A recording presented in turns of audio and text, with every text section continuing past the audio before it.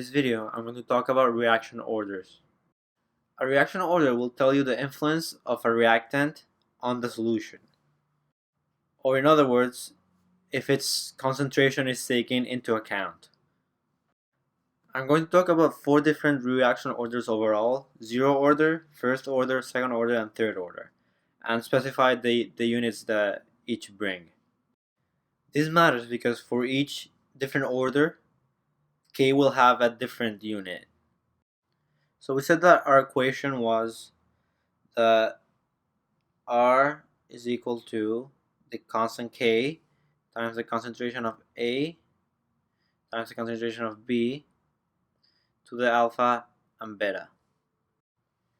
And alpha plus beta gives you the overall order of the reaction. So if we have a zero order reaction, that means that alpha plus beta is going to be equal to 0. So what we're going to have is that R is equal to K times the concentration of A to 0 times the concentration of B to the 0.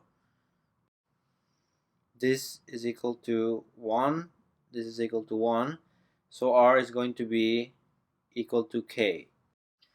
Now for the use units, we know that R has units that are in molar per second, and out of that we can find what are the units for K.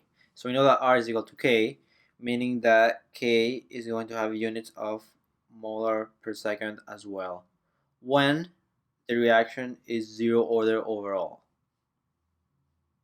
Again, this variable. Now let's go to a first order overall.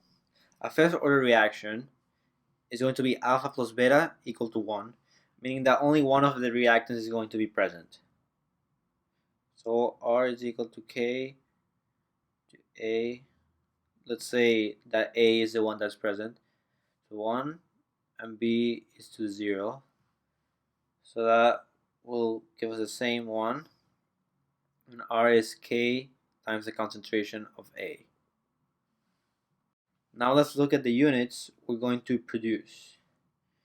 So we know that R is molar per second, and concentration A or B, doesn't matter, is in units of molar. So K, by rearranging the equation, is going to be equal to R over the concentration of A, which gives you molar per second over molar, which is equal to 1 over second. This is called reciprocal time. So the units of K are going to be in 1 over second, or second to the minus 1.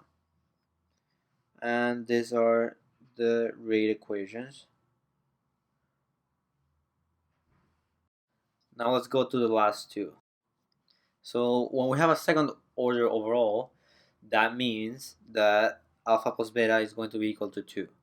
So because we have two different reactants, we can have two different possibilities.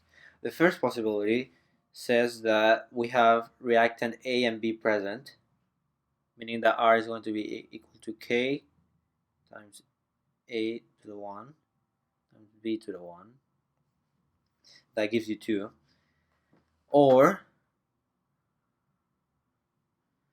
R is going to be equal to K times one of the concentrations squared times the other concentration not present to 0. So this is equal to R K times the concentration of A squared. These are our two rate equations for second order overall. And the units for K are found the same way. So it doesn't matter if you use equation 1 or 2, they're going to give you the same. I'm going to use 2.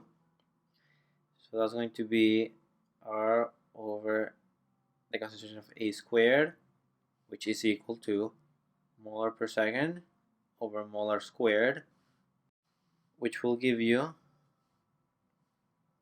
1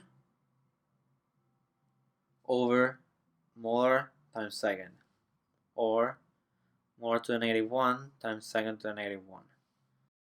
So reciprocal molar and reciprocal time. Those are the units for a second order overall. Finally, a third order overall involves R is equal to K times the concentration of A squared times the concentration of B. So that gives you 2 plus 1, which is 3. And that is third order. This is our rate equation. This is not the only possibility. Again, if you get alpha plus beta to get 3, that is a third order overall reaction. And the units would be, using this equation, are the concentration of A squared, the concentration of B, that gives you molar per second over molar cubed, which is reciprocal molar squared times reciprocal time. So that is 1 over molar squared over seconds. And those are the 4 main overall reaction orders. Thank you for watching this video. I hope you liked it and found it useful. And if you did, please be sure to give it a like and subscribe to see more videos like this one.